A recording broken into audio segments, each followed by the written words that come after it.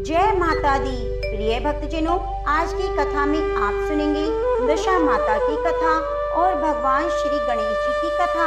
एक समय की बात है, गणेश जी भगवान एक बहुत ही सुंदर गांव से निकल रहे थे। इस गांव के खेत बहुत हरे भरे थे। सुबह का समय था। ठंडी ठंडी हवा का आनंद लेते हुए गणेश जी मूषक पर सवार होकर चले जा रहे थे।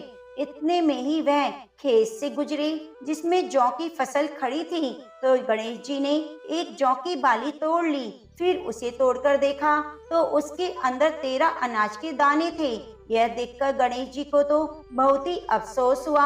वे सोचने लगे, मैंने बिना पूछे किसी के खेत से 13 दाने अनाज के तोड़ लिए हैं, तो यह तो चोरी हो गई। चोरी करना तो पाप होता है, पर मैंने जानबूझकर चोरी नहीं की। तो गणेश जी उस खेत के मालिक का पता लगाने के लिए निकले। फिर किसी ने गणेश जी को बताया कि यह खेत हमारे सेठ का है। तो गणेश जी पता लगाकर सेठ की दुकान पर पहुंच गए और कहा, सेठ जी मुझे काम पर रख लो, मुझे नौकरी की जरूरत है।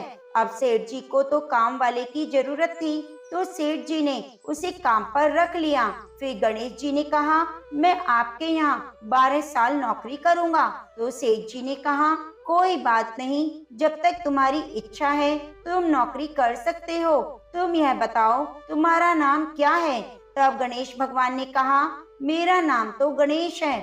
फिर गणेश जी सेठ जी के यहाँ नौकरी पर लग गए।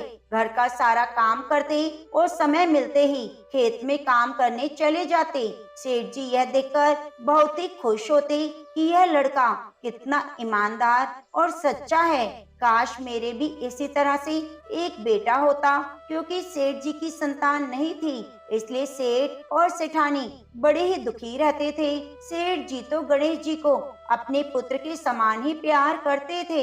एक दिन की बात है, सेठानी लघु शंका के लिए गई और आकर राख से हाथ धोने लगी। तो यह देखकर गणेश जी ने सेठानी का हाथ पकड़ लिया और मिट्टी से हाथ धुलवा दिया। यह देखकर सेठानी को बहुत ही गुस्सा आया। उसने जाकर सेठ जी से शिकायत की और कहा कि कैसा नौकर रखा है, उसने आज हाथ पकड़ लिया।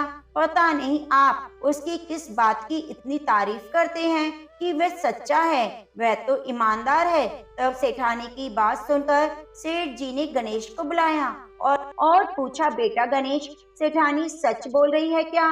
तूने इनका हाथ पकड़ लिया, ऐसा क्यों किया? तो गणेश जी हाथ जोड़कर बोले, सेठ जी मैंने तो हाथ पकड़कर बस इतना ही कहा कि राख से हाथ मत धोएं, क्योंकि राख से हाथ धोने पर लक्ष्मी जी नाराज होकर चली जाती हैं और मिट्टी से हाथ धो ले तो लक्ष्मी जी लौट आती हैं। और सेठ जी सोचने लगे, गणेश ठीक कह रहा है, इसमें कोई गलत बात नहीं है। जो कुछ भी इसने किया वह हमारी भलाई के लिए किया। ऐसा करते करते कई दिन बीत गए। थोड़े दिनों बाद कुंभ का मेला आया। तो सेठानी सेठ जी से कहने लगी, सेठ जी मुझे तो कुंभ के मेले में स्नान करने जाना है। तो सेठ जी ने कहा, मुझे तो समय नहीं, दुकान संभालनी होती है, फिर खेत पर भी जाना होता है। यह सोचते हुए उन्होंने गणेश को आवाज दी और कहा, बेटा गणेश तुम ऐसा करो, सेठानी को कुंभ के मेले में स्नान करवा के ले आओ। तो सेठ जी की आज्ञा पाकर गणेश सेठानी को लेकर कुंभ के मेले में चला गया। सेठानी तो वहां जाकर पानी को हाथ लगाकर देख रही थी कि पानी ठंडा है और आगे जाऊं तो वहां गहरा है, कहीं मैं डूब न जाऊं। यह सोच विचार कर वह किनारे पर बैठकर स्नान कर रही थी। तब गणेश जी ने उनका हाथ पकड़ा और आगे ले जाकर डुबकी लगवाकर घर ले आए। घर आते ही सेठानी ने सेठ जी से कहा, आपने कैसा नौकर रखा है, इसने तो मेरे लोगों के बीच में इज्जत नहीं रखी। इतनी सारी भीड़ थी, वहां पर उन सभी के बीच में मुझे घसीटकर पानी में आगे ले गया। तब यह सुनकर सेठ जी सोचने लगे, गणेश ऐसा क्यों कर रहा है। उन्होंने आवाज लगाई, बेटा गणेश इधर आओ, क्या सेठानी सच कह रही है? तो गणेश जी ने कहा, हाँ सेठानी सच कह रही है, इन्हीं से पूछो मैंने ऐसा क्यों किया। यह तो किनारे पर बैठकर गंदे पानी से स्नान कर रही थी। जब हम इतनी दूर से कुंभ के मेले में स्नान करने के लिए गए हैं, तो कम से कम अच्छे पानी में जाकर डुबकी तो लगाओ। यह सुनकर सेठ जी फिर सोचने लगे, गणेश जी सच कह रहे हैं। फिर सेठ जी ने सेठानी को समझा दिया और गणेश को कुछ नहीं कहा। ऐसा करते करते घर पर पूजा पाठ रखी, हवन हो रहा था तो सेठ जी ने गणेश जी से कहा, जाओ सेठानी को बुला कर लाओ, हवन शुरू होने वाला है। तब गणेश जी सेठानी को बुलाने के लिए गए। सेठानी तैयार हो रही थी। चुनरी ओढ़कर जैसे ही गणेश जी के साथ चलने लगी तो गणेश जी ने चुनरी पकड़ ली और फाड़ दी और कहा, लाल चुनरी ओढ़कर आओ। तो सेठानी तो नाराज हो गई और सेठ जी बार बार देखते रहे कि सेठानी आई नहीं। आखिर क्या बात है। काफी देर इंतजार करने के बाद स्वयं हवन से खड़े हुए और अंदर जाकर देखा तो सेठानी तो पलंग पर सोई थी। तो सेठ जी ने कहा, क्या बात है, मैंने गणेश को तुम्हें बुलाने भेजा था, वह आया नहीं तुम्हारे पास। तो सेठानी रोते हुए कहने लगी, सेठ जी आज तो हद हो गई, आपके गणेश ने मेरी चुनरी फाड़ दी। अब भी तुम यही कहोगे कि गणेश ने यह सब सही कहा। तब ये सुनते ही सेठ जी को गुस्सा आया और गुस्से में गणेश जी को आवाज लगाई। सेठ जी की आवाज सुनकर गणेश जी दौड़े दौड़े आए और कहने लगे, सेठ जी क्या बात है। तो सेठ जी गणेश जी को डांटने लगे और कहा, गणेश तूने आज तो हद कर दी, अपनी सेठानी की चुनरी फाड़ दी, तुमने ऐसा क्यों किया, मुझे बताओ। तो अब गणेश जी ने कहा, सेठ जी सेठानी काली चुनरी ओढ़कर हवन में बैठने वाली थी और काले वस्त्र कभी भी पूजा पाठ में नहीं पहनने चाहिए, इसलिए मैंने लाल चुनरी ओढ़ने के लिए कहा। काला वस्त्र पहनने से कोई भी शुभ काम सफल नहीं होता। तो सेठ जी ने सोचा, गणेश जी हैं, समझदार हैं, फिर सेठानी को समझा दिया और हवन में ले गए। ऐसा करते करते कई महीने बीत गए। गणेश जी की नौकरी के 12 वर्ष पूरे हो गए। एक दिन की बात है, सेठ जी ने अपने घर पर गणेश भगवान की पूजा रखी। पूजा करने के लिए पंडित जी आए। वे पूजा पाठ की सारी सामग्री तैयार करके कहने लगे, सेठ जी मैं तो मूर्ति घर पर ही भूल आया हूँ, अब क्या करें। तो गणेश जी वहीं खड़े थे। उन्होंने कहा, मेरे को ही मूर्ति बनाकर विराजमान कर लो, आपके सारे काम सफल हो जाएंगे। गणेश जी इतना कहते ही सेठ जी को तो बहुत गुस्सा आया। उन्होंने कहा, अब तक तो तुमने सेठानी से मजाक किया, अब मुझसे भी मजाक करने लगे। तो गणेश जी बोले, नहीं सेठ जी मैं मजाक नहीं कर रहा, मैं सच कह रहा हूँ। इतना कहकर गणेश जी ने अपना असली रूप धारण कर लिया। गणेश जी के इस रूप को देखकर सेठ और सेठानी और पंडित जी हैरान हो गए। गणेश जी ने हंसकर कहा, जल्दी से पूजा समाप्त करो। तो पूजा पाठ शुरू हो गई। पूरे विधि विधान से गणेश जी की पूजा की। जैसी पूजा समाप्त हुई, गणेश जी अंतर ध्यान हो गए। सेठ और सेठानी को बड़ा अफसोस होने लगा। उन्होंने कहा कि हमारे पास आज तक गणेश जी रहते थे, हम उनसे काम करवाते, हमें तो पता ही नहीं था कि ये गणेश भगवान हैं। अब यह पाप कैसे उतरेगा, हमने उनसे कितना काम करवाया। तब सेठानी ने कहा, आपने तो काम ही करवाया था, मैंने तो गणेश भगवान को न जाने कितनी डांट लगाई। तो गणेश भगवान मुझसे तो जरूर नाराज होंगे। अब हमें क्या करना चाहिए। ऐसा अफसोस करते करते सेठ और सेठानी सो गए। गणेश जी ने सेठ जी को सपने में आकर कहा, आप इस तरह दुखी होकर क्यों सो रहे हैं। मैंने आपके यहाँ कोई काम नहीं किया, क्योंकि 12 साल पहले मैंने आपके खेत से बाली तोड़ी थी। उसी का कर्ज चुकाने के लिए मैं आपके घर पर काम कर रहा था। आपको अफसोस करने की जरूरत नहीं, मैं तो अपनी चोरी का दोष उतारने के लिए आपके यहाँ आया था। आपके साथ रहकर मुझे बहुत अच्छा लगा। आज से आपके घर में कोई भी चीज की कमी नहीं होगी। यह बोलकर गणेश भगवान अंतर ध्यान हो गए। सुबह होते ही सेठ जी ने देखा, उनके घर करोड़ों की माया हो गई, अनाज की भंडार भर गए।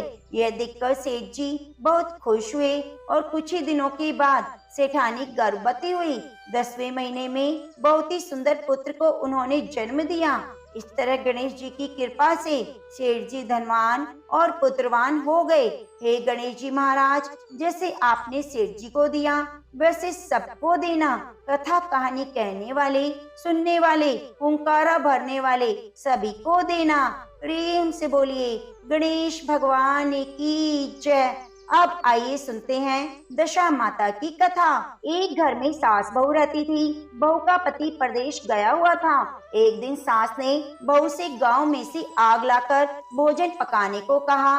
वह गांव में आग लेने गई, पर किसी ने भी उसे आग नहीं दी। सभी ने कहा, जब तक दशा माता की पूजा नहीं हो जाती तब तक आग नहीं मिलेगी। बेचारी बहू खाली हाथ घर लौट आई। उसने सास को बताया, गांव भर में आज दशा माता की पूजा है, इसलिए कोई आग नहीं दे रहा। शाम हो जाने पर सास आग लेने गांव में गई तो स्त्रियों ने उसे आराम से बिठाया और कहा, सुबह तुम्हारी बहू आग लेने आई थी, परंतु हमारे यहाँ पूजा नहीं हुई थी, इसलिए आग नहीं दे सकी। सास आग लेकर अपने घर पहुंची ही थी। एक आदमी बछड़ा लिए हुए आया। उसके पीछे एक गाय थी।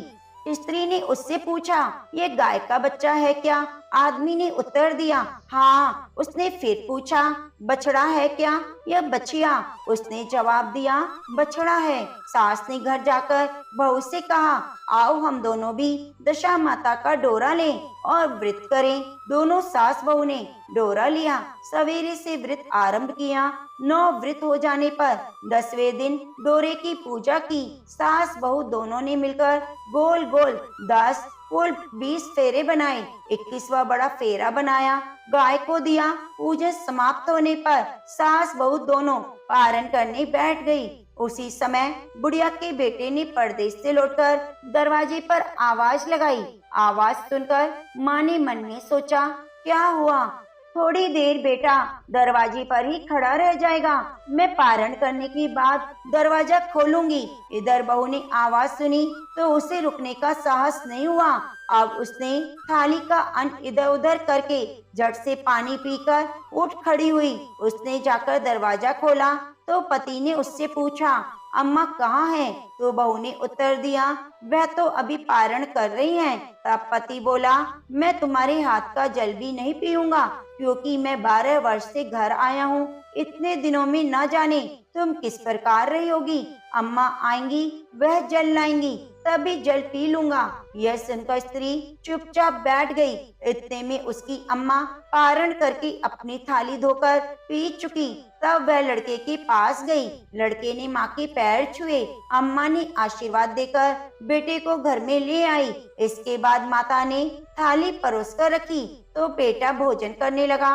उसके हाथ में पहला ग्रास ही लगा कि फेरों के टुकड़े जो बहू ने अपनी थाली में फेंक दिए थे अपने आप बेटे के सामने आने लगे। बेटे ने माँ से पूछा, ये सब क्या हो रहा है? तो माँ बोली, मैं क्या जानूं बेटा, बहू जाने। यह सुनकर बेटा आग बबूला होकर बोला, ऐसी बहू मेरे किस काम की? जिसके चरित्र की तुम साक्षी नहीं हो, उसको मैं घर में नहीं रख सकता। इसे मैं अभी घर से निकाल देता हूँ। यदि यह घर में रहेगी तो मैं घर में नहीं रहूंगा। माँ ने बेटे को व्रत के पारण का सब हाल बताकर हर तरह से समझाया, परंतु वह मानने को तैयार नहीं हुआ। वह यही कहता रहा कि इसे घर से बाहर करो तो मैं यहाँ रह सकता हूँ। माँ ने सोचा, बहू को थोड़ी देर के लिए बाहर कर देती हूँ, जब लड़के का गुस्सा उतर जाएगा तब बहू को बुला लूंगी। बुढ़िया ने बहू से कहा, देहरी के बाहर जाकर पेड़ के नीचे थोड़ी देर के लिए खड़ी हो जा। जब बहू पेड़ के नीचे खड़ी हुई तो पेड़ बोला, मुझसे हटकर खड़ी हो, मैं दशा माता के विरोधी को छाया भी नहीं दे सकता। इस पर वहां से चलकर घड़ों के पास पहुंची। घड़ों बोला, मुझसे हटकर खड़ी हो, मुझ पर इतना भार घड़ों का नहीं जितना तेरा है। वह यहाँ से हटकर कूड़े के ढेर पर खड़ी हो गई। कूड़े का ढेर बोला, मुझ पर इतना भार कूड़े का नहीं जितना तेरा है, चल यहाँ से हटकर कहीं और खड़ी हो जा। इस प्रकार उसे कहीं भी खड़ा होने नहीं दिया गया। वह मन ही मन बहुत दुखी हुई। वह जंगल में चली गई। जंगल में भूखी प्यासी घूमती फिरती एक सूखे कुएं में गिर पड़ी। वहां उसमें गिरी, परंतु उसे चोट नहीं आई। वह नीचे बैठ गई। अचानक राजा नल वहां शिकार खेलते खेलते पहुंच गए। उनके साथी बिछड़ गए थे। वे प्यास के कारण उसी कुएं पर आए जिसमें वह स्त्री बैठी थी। राजा नल के भाई ने कुएं में पानी के लिए लोटा डाला। उस स्त्री ने लोटे को पकड़ लिया। भाई ने नल से कहा, इस कुएं में किसी ने लोटा पकड़ लिया है। तब राजा नल ने कुएं पर आकर कहा कि तुम यदि पुरुष हो तो मेरे धर्म के भाई हो, यदि स्त्री हो तो मेरी धर्म की बहन हो। तुम जो भी हो बोलो, मैं तुम्हें बाहर निकाल लूंगा। तो स्त्री ने आवाज दी। राजा ने उसे बाहर निकाल लिया और हाथी पर बिठाकर राजधानी ले आया। महाराज को शिकार से लौटकर महल की ओर आते देखकर सेवकों ने महारानी को महाराज के आने की सूचना दी। सेवकों ने एक स्त्री को हाथी पर बैठा देखकर रानी को बताया कि महाराज एक नई रानी भी साथ ला रहे हैं। यह जानकर रानी बड़ी दुखी हुई। इतने में महाराज वहां आ गए। रानी ने हाथ जोड़कर विनती की, महाराज मुझसे ऐसी क्या गलती हो गई जो मेरे रहते हुए आपने दूसरा विवाह कर लिया। राजा नल ने हंसकर कहा, यह तुम्हारी सौत नहीं, मेरी धर्म की बहन है। तुम्हें उसके साथ अपनी सगी ननद की तरह बर्ताव करना चाहिए। यह सुनते ही महारानी का मुख प्रसन्नता से कमल की भांति खिल उठा। वह बोली, अब तक मैं ननद का सुख नहीं जानती थी। अच्छा हुआ जो मुझे भाग्य से ननद मिल गई।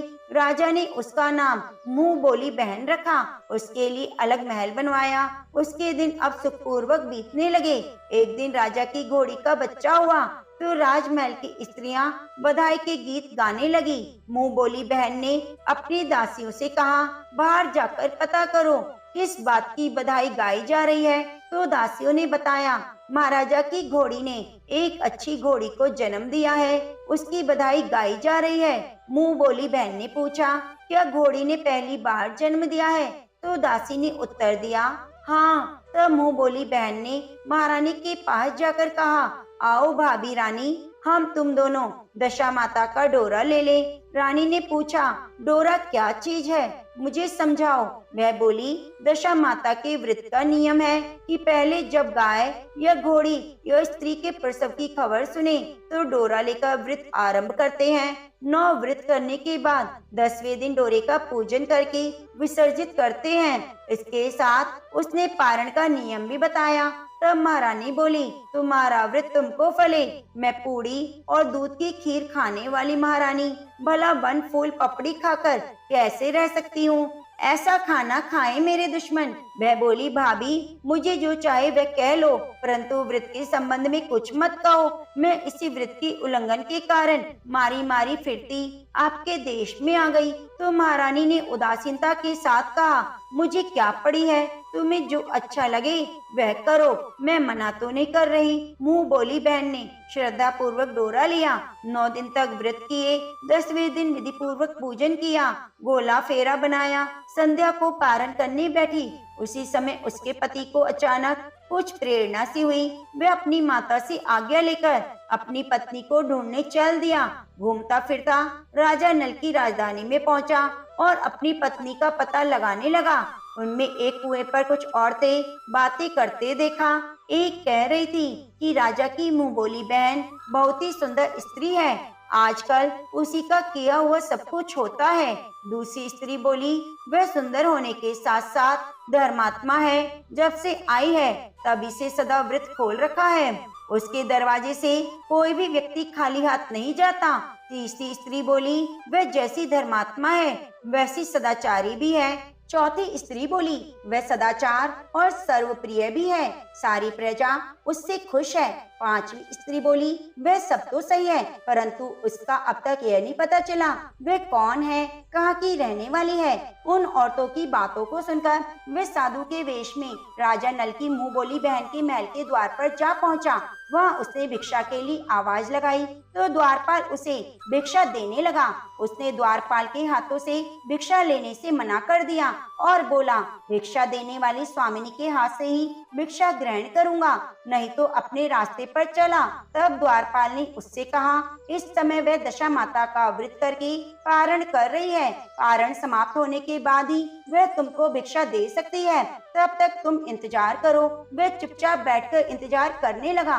पारण कर लेने के बाद वह मुट्ठी भर मोती लेकर आई, परंतु सामने अपने पति को पल्ला फैलाए देखकर वह मुस्कुराती हुई लौट गई। दोनों ने एक दूसरे को पहचान लिया था। महारानी ने मुंह बोली ननंद को मुस्कुराते हुए देखकर कहा, जब से तुम आई हो आज तक मैंने मुस्कुराते हुए नहीं देखा। आज इस साधु को देखकर हंसने का क्या कारण है? मुंह बोली बहन ने उत्तर दिया, वह साधु हमारे घर का है। रानी ने पूछा, तब वह ऐसा क्यों आया है? उसने कहा, वह अभी मेरा पता लगाने आया है। महारानी ने राजा नल से कहा, तुम्हारी मुंह बोली बहन के घर से लोग आए हैं। तो राजा ने कहा, उनसे कह दो अभी यहाँ से घर जाकर वे हमारी हैसियत से आए, तब मैं बहन की विदाई करूँगा। राजा नल की मुंह बोली बहन का पति घर जाकर अपनी माँ से बोला, तुम्हारी बहू राजा नल के यहाँ है, उसकी बहन बनकर रह रही है। वह रोज सदा व्रत करती है, नियम धर्म पालन करती है। तब उसकी माता ने उसे आज्ञा दी कि बहू को ले आओ। वह डोली लेकर ढोल बाजे के साथ राजा नल की राजधानी को चल दिया। राजा ने उसका यथोचित आदर सत्कार किया और कुछ दिन मेहमानी में रखकर विधि पूर्वक बहन की विदाई की। जब वह महल के बाहर निकलकर चलने लगा तो महल भी उसके पीछे पीछे चलने लगा। तब महारानी बोली, नंदन जी तुम चली और मेरा महल भी ले चली, जरा पीछे मुड़कर तो देखती जाओ। जो ही उसने पीछे मुड़कर देखा तो राजा का संपूर्ण राजसी वैभव अचानक लुप्त हो गया। राजा की मुंह बोली बहन तो अपने पति के साथ आनंद से रहने लगी, परंतु राजा नल और रानी का यह हाल हो गया। वे दोनों फटे हाल में फिरने लगे। उनके भोजनालय में पत्ते खड़खड़ाने लगे। राजा नल ने रानी से कहा, अब हमें यहाँ से कहीं दूसरी जगह चले जाना चाहिए। रानी पतिव्रता स्त्री थी, उसने राजा की आज्ञा मान ली। चलते चलते वह एक गांव के पास पहुंची। वहाँ पर बेरी के पेड़ पर बेर लगे हुए थे। राजा रानी दोनों भूखे थे। उन्होंने बेरों को उठाया तो बेर लोहे के हो गए। इस प्रकार राजा रानी जिस वस्तु को हाथ लगाते वह कंकड़ पत्थर में बदल जाती। इतने पर भी राजा रानी आगे बढ़ते गए। रास्ते में उन्हें एक व्यापारी मिला। व्यापारी ने राजा रानी को पहचान लिया। उसने राजा रानी के भोजन के लिए शेर भर आटा दे दिया। वे आटा लेकर नदी के किनारे गए। वहाँ रानी भोजन बनाने लगी और राजा नल स्नान करने चले गए। उस नदी में मछुआरे मछलियां पकड़ रहे थे। मछुआरे ने राजा को 4 मछलियां दी। रानी ने मछलियां भूनकर रोटियां बना ली। राजा नल भोजन करने बैठे तो रोटियां ईंट में परिवर्तित हो गई और मछलियां उछलकर नदी में चली गई। वहां से चलकर राजा रानी अपनी मुंह बोली बहन के यहाँ गए। बहन को जब पता चला कि भाभी भाई आए हैं तो उसने सेवकों से पूछा, कैसे आए हैं? तो सेवकों ने कहा, भिखारियों के हाल में आए हैं। यह सुनकर उसे बड़ी लाज आई। उसने राजा रानी को एक कुम्हार के यहाँ ठहरा दिया। शाम को थाल सजाकर स्वयं भाभी से मिलने कुम्हार के घर गई। उसने भाभी के सामने थाल रखा तो भाभी ने कहा, इस थाल में जो कुछ भी है उसे कुम्हार के चक्के के नीचे रख दो और चली जाओ। ननद थाल का सामान चक्के के नीचे रखकर चली गई। थोड़ी देर में राजा ने आकर रानी से पूछा, कहो बहन आई थी क्या लाई? तो रानी ने कहा, आई थी, जो कुछ लाई इस चक्के के नीचे रखवा दिया। राजा ने वहां देखा तो कंकड़ पत्थर के सिवा कुछ नहीं था। राजा को समझते देर न लगी, यह सब बुरी दशा के कारण है। भला मैं मेरे लिए कंकड़ पत्थर क्यों लाएगी? तब राजा रानी वहां से चलकर अपने मित्र के घर गए। मित्र को लोगों से पता चला तो उसने पूछा, कैसे आना हुआ? उन्होंने उत्तर दिया, भिखारियों के हाल में आए हैं। मित्र ने दुखी होकर कहा, कोई बात नहीं, जैसे आए वैसे अच्छे आए, आखिर मित्र हैं, उन्हें महलों में ले आओ। मित्र ने दोनों का स्वागत किया, स्वादिष्ट भोजन कराया। एक कमरे में उनके पलंग पर एक खूंटी का 9 लखा हार टंगा था। आधी रात के समय राजा तो सो गए, परंतु रानी जाग रही थी। रानी ने देखा वह हार वाली खूंटी के पास दीवार पर एक मोर का चित्र बना हुआ है। मोर धीरे धीरे हार को निगल रहा है। रानी ने राजा को जगाकर वह दृश्य दिखाया तो राजा ने सोचा यहाँ से चुपचाप भाग चलना चाहिए, नहीं तो सवेरे चोरी का कलंक लगेगा। तब मित्र को क्या मुंह दिखाएंगे। बेचारे राजा रानी नींद में ही उठकर जंगल की तरफ चले गए। दोनों चलते चलते एक दूसरे राजा की राजधानी में पहुंच गए। वहाँ अतिथि और पशुओं को सदावृत्ति दिया जा रहा था। दोनों भी सदावृत्ति लेने गए, परंतु उस समय सदावृत्ति बंद हो चुका था। वहाँ के अधिकारियों ने कहा, यह लोग न जाने कहां से अभागी आए हैं, इन्हें देने के लिए कुछ नहीं बचा। फिर भी उन्होंने एक मुट्ठी चने दे दिए। उन्होंने इस प्रकार से अनादर और कड़वी बातों सहित दाना लेना अस्वीकार कर दिया। वे दोनों निंदा करते हुए बोले, ऐसी कंजूसी है तो सदावृत्ति देने का नाम ही क्यों करते हो। दाना देने वाला बोला, यह बड़ा घमंडी भिक्षुक है, भीख मांगता है और गाली भी देता है, इनको हवालात में डाल दो। इस प्रकार दोनों को कोठरी में बंद कर दिया गया। एक मुट्ठी चने दोनों को खाने के लिए मिलने लगे। जिस कोठरी में राजा रानी बंद किए गए थे उसी के पास आम रास्ता था। एक जमादार वही राजा की घुड़साल साफ करके उसी रास्ते से निकला करती थी। एक दिन बहुत देर से निकली तो रानी ने उससे पूछा, आज तुम्हें इतनी देर कैसे हो गई। वह बोली, आज राजा की घोड़ी की बछड़ा हुआ था, उसी टहल में थोड़ी देर हो गई। रानी ने पूछा, घोड़ी का पहला प्रसव है क्या। जमादार ने बताया, पहली बार है। रानी ने फिर पूछा, बछड़ा हुआ है या बछड़ी। जमादार ने बताया, बहुत अच्छा, बछड़ा हुआ है। यह सुनकर रानी ने राजा से कहा, एक बार मैंने तुम्हारी मुंह बोली बहन के डोरे का अनादर किया था, उसी से हमारी दशा बदल गई। मैं आज माता दशा का डोरा लेना चाहती हूँ। तो राजा ने कहा, परंतु पूजा सामग्री कहाँ से आएगी, उसके नियम धर्म का पालन कैसे होगा। रानी ने उत्तर दिया, दशा माता ही सब कुछ करेगी, मैं तो उन्हीं का नाम लेकर डोरा लूंगी, फिर जो होगा देखा जाएगा। रानी ने 9 तार राजा की पगड़ी से और 1 तार अपने आंचल का लेकर अपना डोरा तैयार किया, उसी से वृत करने लगी। थोड़ी देर में वह राजा की अपनी घोड़ी को देखने के लिए उसी रास्ते से निकला। राजा ने नल दंपत्ति को देखा, कोठरी में बंद देखकर पूछा, वे लोग कौन हैं और क्या अपराध है। पहरेदार ने कहा, ये लोग भिक्षा लेने आए, आपको आशीर्वाद के बदले गालियां देते थे, इसी कारण इनको कैद में डाल दिया गया है। राजा ने कहा, यह तो इनका कोई अपराध नहीं, इनको मनवांछित भिक्षा नहीं मिली होगी, इसलिए गालियां देने लगे होंगे। इनको संतुष्ट करना चाहिए था ना, कैद में नहीं डालना चाहिए था। इनको अभी रिहा कर दो। राजा की आज्ञा से उसी समय दोनों को कोठरी से बाहर निकाला गया। राजा उनके पाँव में पद्म और माथे पे चंद्रमा देखकर पहचान गया, यह तो राजा नल और रानी दमयंती है। इस पर उनके दोनों हाथों को जोड़कर क्षमा मांगी और हाथी पर बिठाकर अपने महल में ले आए। कुछ दिन तक राजा के यहाँ रहकर उन दोनों ने पूरे राजसी ठाट के साथ अपनी राजधानी को प्रस्थान किया। रास्ते में पहले मित्र के यहाँ गए। मित्र ने राजा नल के आने की खबर सुनी, लोगों से पूछा, मित्र आए हैं तो कैसे आए हैं। लोगों ने कहा, अब की बार तो राजसी ठाट बाट के साथ हाथी घोड़े के साथ आए हैं। मित्र ने कहा, अच्छी बात, आने दो, मेरे लिए तो एक जैसा है, वैसे भी और आज भी। तो मित्र राजा रानी को महल में ले गए। मित्र ने उनको आदर सत्कार के साथ उसी स्थान पर ठहराया जिस स्थान पर पहले ठहराया था। आधी रात के समय जब राजा सो रहे थे, रानी पैर दबा रही थी, तो रानी ने देखा मोर का चित्र जो पहले हार को निगल गया था वह उगल रहा है। रानी ने राजा को जगाकर यह दृश्य दिखाया।